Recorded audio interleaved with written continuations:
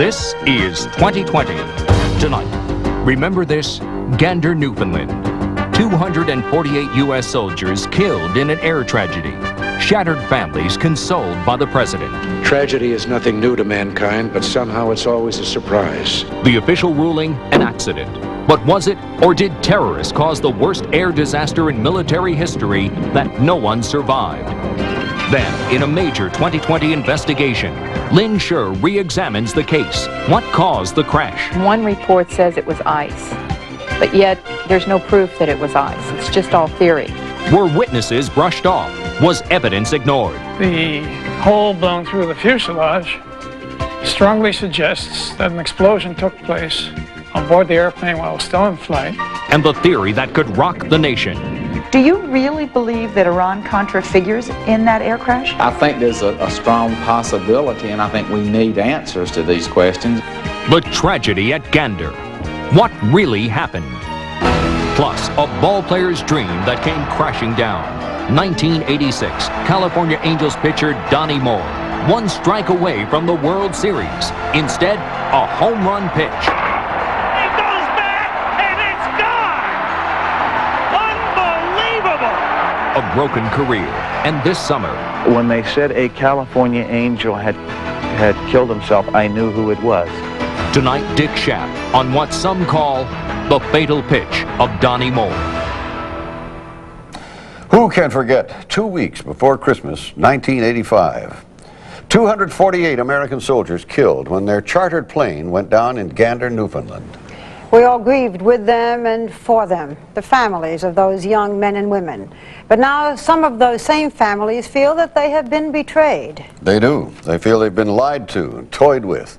Some even feel that the official findings of what caused the crash should be stamped cover-up.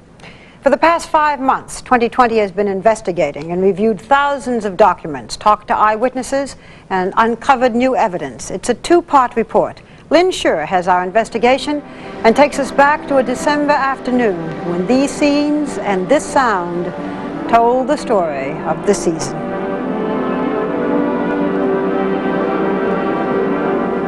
On December 16, 1985, the bodies began to arrive in the United States.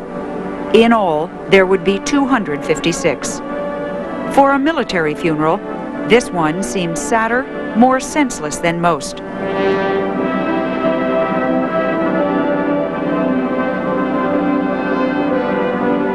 These servicemen and women died not in battle, but in an airplane, in the worst aviation accident in military history.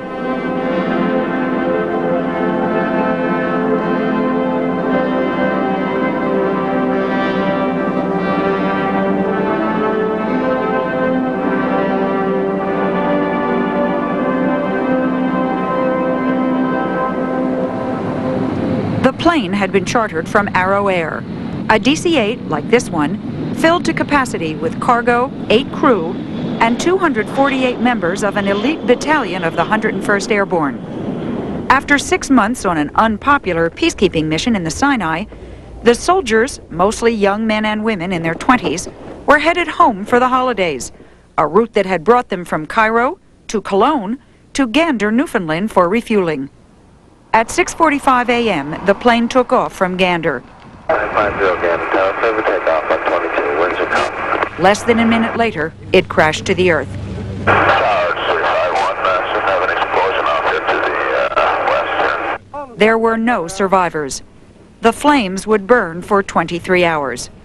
The official investigation took 3.5 years, hampered greatly by the immense destruction that had left only half the plane remaining.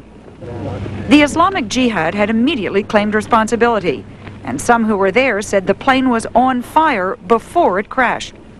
But any hint of terrorism was immediately dismissed by both the Canadian and the United States governments. I don't think that that terrorism in this particular case is involved.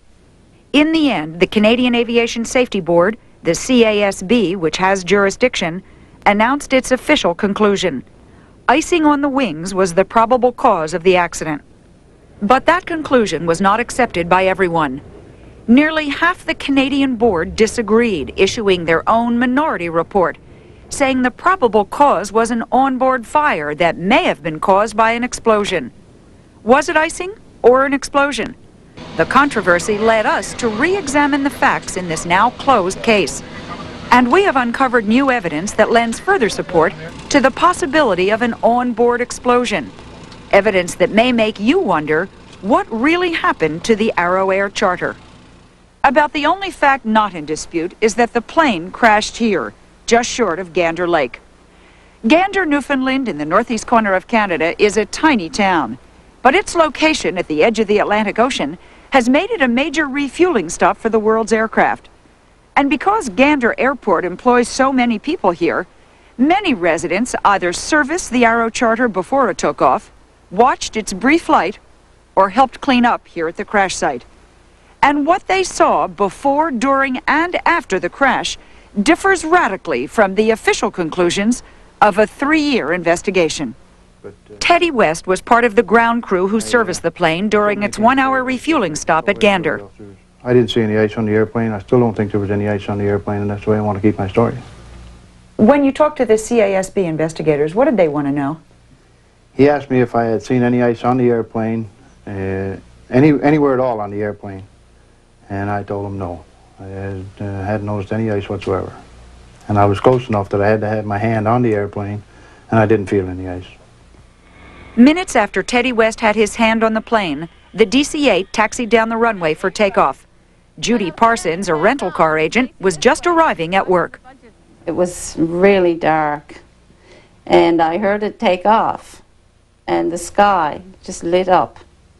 And as I faced it, it was like streaks, a gray, bluey streaks, and as they faded out, this bright orange object came out of it, and it proceeded through the sky for about 4 or 5 seconds, and then just blew up.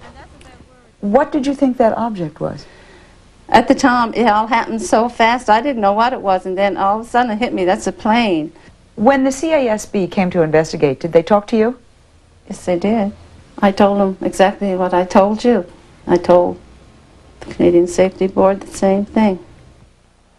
As the plane struggled to gain altitude, it crossed the Trans-Canada Highway here at the end of the runway.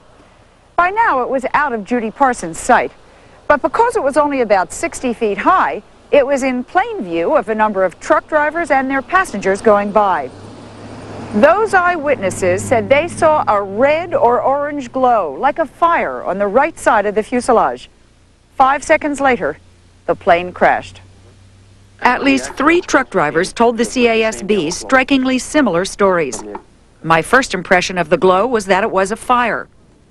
When I first saw the glow, it appeared the airplane was dropping. It could have been the right engines of the plane that were afire. In addition to the eyewitnesses, several investigators turned up evidence pointing to similar conclusions. Irving Pinkel is an investigator for Arrow Air's insurance company. That I found a section of airplane fuselage that had a hole blown through it. Pinkel, who spoke to 2020 with the permission of attorneys, wrote a report for the insurance company. The report states simply that the hole blown through the fuselage strongly suggests that an explosion took place on board the airplane while it was still in flight. It doesn't say anything about bombs. This is the hole I found. It measures perhaps 10 inches to a foot this way by another foot this way. All it tells me is that it's a witness mark to the fact that it was an explosion on board, and this is the only evidence I see of that explosion. This is hard evidence. I take it from the airplane. The icing is derived evidence. I'd say they overlooked what I consider important information. How much other important information did they overlook of that kind? Pinkel's findings have been dismissed by the official report. But 2020 has uncovered new evidence supporting an onboard fire, possibly caused by an explosion. Evidence we found across the Atlantic from the crash site in London, England. Dr. Richard Shepherd, a forensic pathologist at London's Guy's Hospital, was asked by lawyers for Arrow to review the pathology reports on the 256 victims. He was disturbed by what he read. The findings that bothered me were there were a number of people with raised levels of two chemicals in their blood, carbon monoxide and hydrogen cyanide. And these are chemicals that are produced in any fire, but are very common in fires involving polyurethane foams, the sort of foam you find in aircraft seats and in the other internal dressings of an aeroplane. These levels suggested to me that a lot of people had been alive when fires were burning. Remember, the official conclusion says the plane crashed into the ground and then erupted into fire. That means victims would have inhaled fumes after impact. But Dr. Shepard says the victims he studied would not have survived the crash. Still, they show evidence of breathing during a fire. I can identify a group of 14 people who have significantly raised levels of carbon monoxide and who I believe would not have survived the impact. That means that the fumes were inhaled before death. In this case, it means that the fumes of a fire were inhaled before the plane crashed. Dr. Shepard's stunning conclusions have been presented to the Canadian board, to no avail. So there was evidence of an onboard fire or explosion, but it was all dismissed in the official conclusion in favor of icing. The minority members of the board, who believe an in-flight fire or explosion caused the crash, are furious at the way the investigation has been handled. Roger Lacroix, a former military pilot. Ross Stevenson, a former Air Canada pilot with 30,000 hours in flight. Les Philotis, an aeronautical engineer. The ice theory is so bizarre, it's so convoluted, it's so outlandish, it's so in opposition to common sense and what the evidence is that somebody who seriously considered it can't possibly go along with it. Does the majority report not prove it was ice? No. On the contrary, it ignores very obvious evidence from excellent witnesses that this airplane was on fire and that this airplane did come apart. And there are witnesses that describe this airplane exploding in the air. But they said investigators did not provide them with all the necessary evidence. They would hide from the board facts that were absolutely essential for us to review and come up to a reasonable cause of this accident. I am certain that the board, the chairman, and the director of investigation acted illegally, prevented us from having access to all the information, lied to us, and withheld information, and sanitized the files. For example, Judy Parsons. Remember her account of the plane that blew up? Well, even though she told investigators, that information was never passed on to the board at large. Were you ever called and asked to testify? Never. Remember Teddy West, part of the ground service crew, who had his hand on the plane and felt no ice? We just assumed that we would be one of the people that's called before the board. And what happened? We never did get called.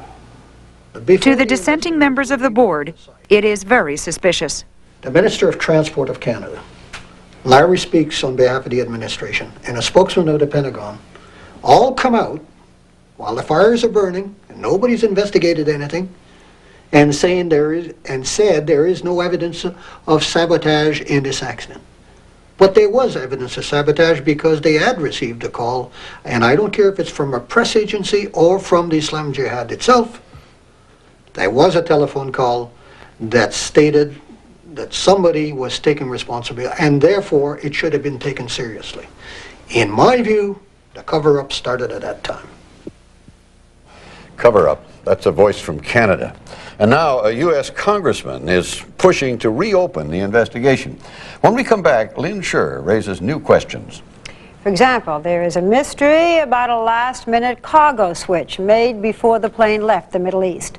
Plus these twists, a warning by Oliver North, and a possible link to the Iran arms deal. The tragedy at Gander, questions about what really happened right after this.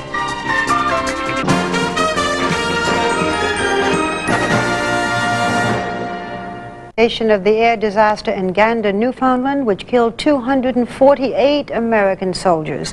So far, we've focused on Canada's inquiry, some of its own board members ridiculing the theory that ice caused the crash, others saying that they were lied to and that key evidence was withheld.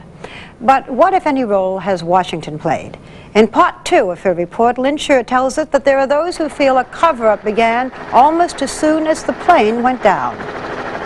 What caused the Arrow Air DC-8 to crash in Gander, Newfoundland in December 1985, killing all 248 soldiers and 8 crew members on board? Was it really icing on the wings, the official account? Or, as others have suggested, was there an onboard explosion before the plane crashed? One report says it was ice, but yet there's no proof that it was ice. It's just all theory. And then I looked at the other report, and it talks about flames and fire and possible sabotage. Something just didn't ring right. I thought these are the same men that sat in the same room, that heard the same testimonies, saw the same evidence. How could they come up with two totally different things? Zona Phillips and her husband Doug were at home in St. Petersburg, Florida, when they got the word that the plane had crashed, killing Doug's son, Doug Jr.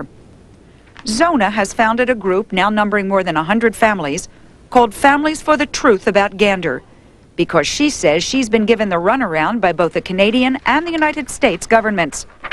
The men who issued the minority report, doubting the icing theory, share her concern. It boggles my mind that we went through it with such a shoddy process, and having done so and having tried to bring attention to it, nobody seems to think that this is a very serious matter. For American families and some Canadian officials, there is an even greater frustration that the crash of a United States airplane killing 256 Americans is being investigated here entirely by the Canadian government. The United States government and the military don't seem to be pressing very hard for answers.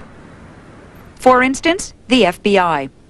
Documents indicate the Bureau knew eyewitnesses had told of an explosion and that the Islamic Jihad had claimed responsibility. First, as this internal memo indicates, the FBI said there was absolutely no indication of terrorism or sabotage. So why, less than 60 days after the crash, was an FBI agent asking questions about explosives? The name of the man they were interviewing was blacked out on this document, obtained under the Freedom of Information Act. But 2020 learned it was Stephen Saunders, a former Arrow Air pilot who had previously flown the jet that went down.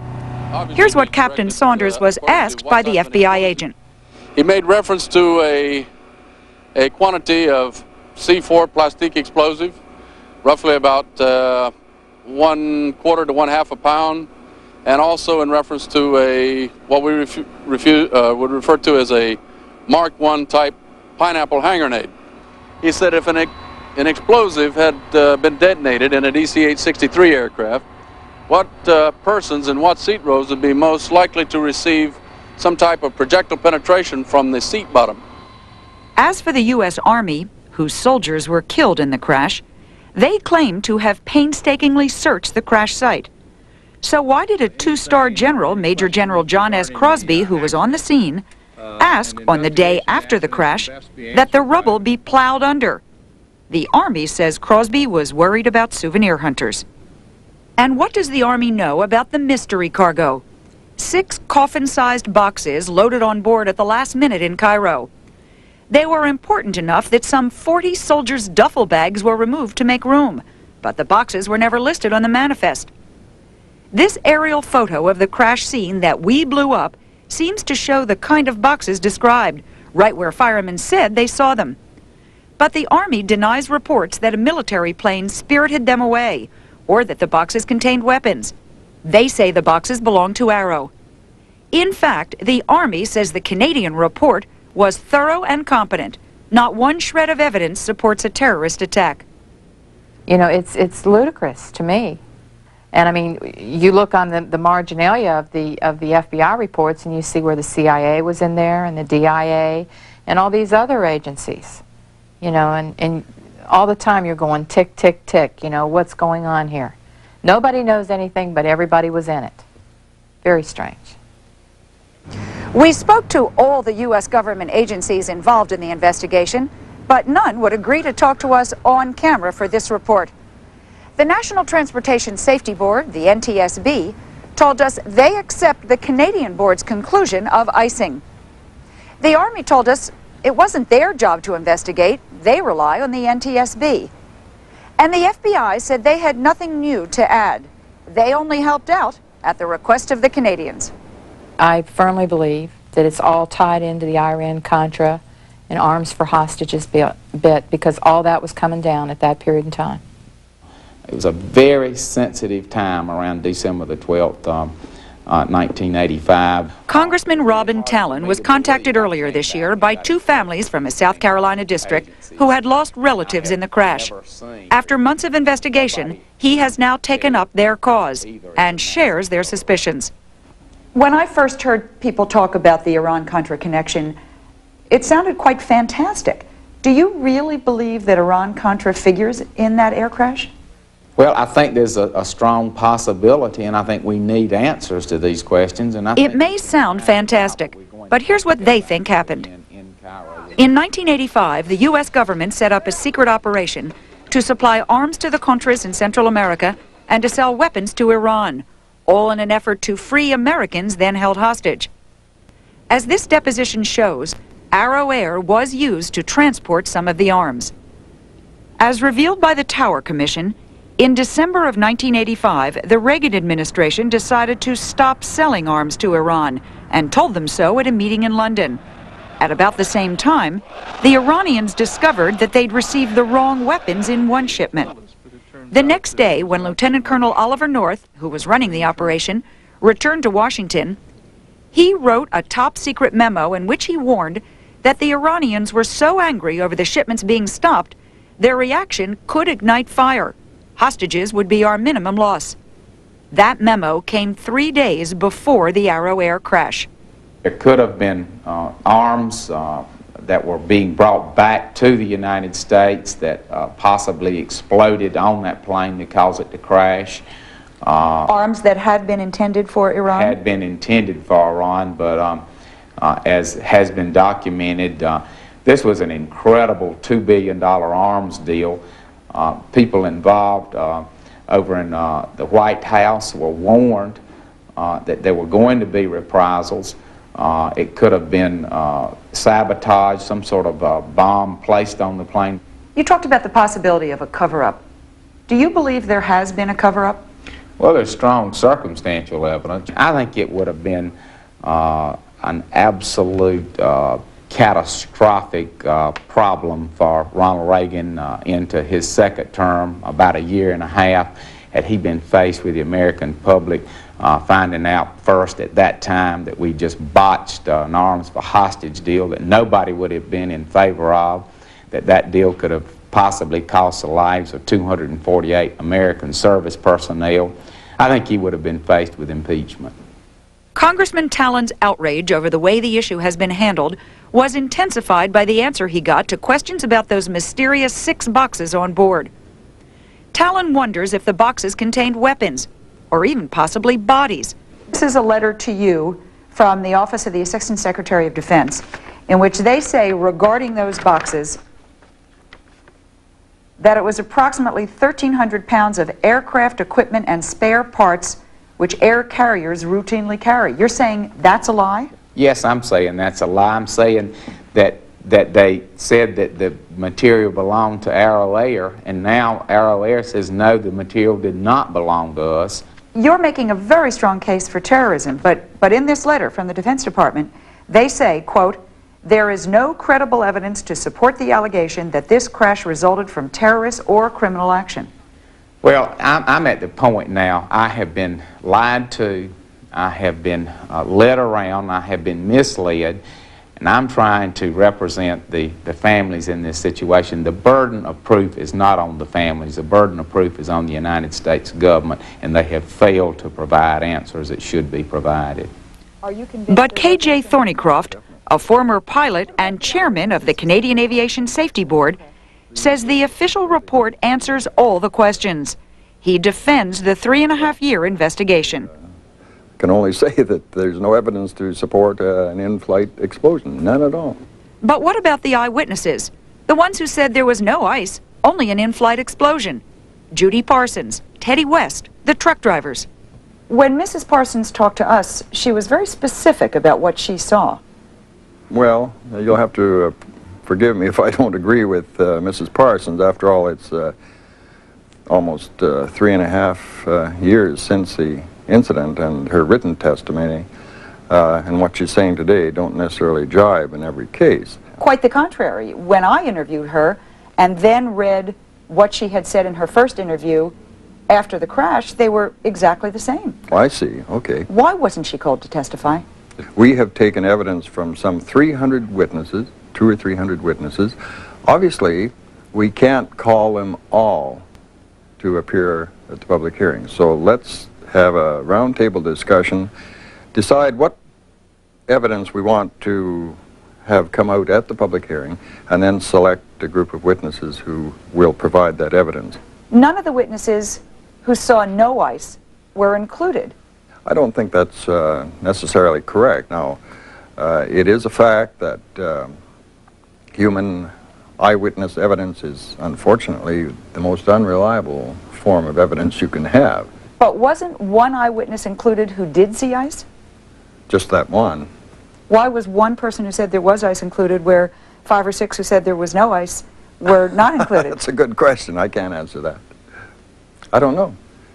Would you admit that it looks a little strange? Well, it probably does look a little strange if you look at it in that respect, but I don't think that necessarily that's the case. That's a good point. And what about the medical evidence? Lethal levels of carbon monoxide and hydrogen cyanide in victims' bodies, indicating they breathed fumes of a fire before the crash. It's also possible, unfortunately, that the same could occur if people are technically still alive following a crash to have it introduced. And we believe that to be the case in this particular instance. People who had been decapitated and all their limbs severed or technically still alive? Well, that seems like an anomaly, and it is, but there is a reasoned school of thought thinking that open cavities can, in fact, take on that type of toxic material. The dissenters claim there has been a cover-up in this case. Has there been a cover-up? I don't think so. In order to have a cover-up, you'd have to implicate the National Transportation Safety Board, FAA, the American Army, the Royal Canadian Mounted Police, the government of the United States, the government of Canada. How could you possibly cover up something with all those players? Why are there so many outstanding questions, both from the experts and from the family members? Doesn't this bother you at all? Well, sure it bothers me. So why not have a new investigation and clear it up? I'd be the first to stand in line if I thought that we could add to what we already have. We can. A cynic might say that you eliminated everything from the report that didn't jibe with the icing theory. I understand cynics saying that, but I deny that that's what we did at all. But that explanation is not acceptable to everyone, particularly to the families, like Doug and Zona Phillips, who say they won't give up until they've found the truth. I'm doing it for Doug. We're doing it for ourselves, for peace of mind, but mostly and primarily, we're doing it for other people, and we feel like we're doing it for our country. Because at this point in time, I feel that we have been betrayed by the country that we love so deeply.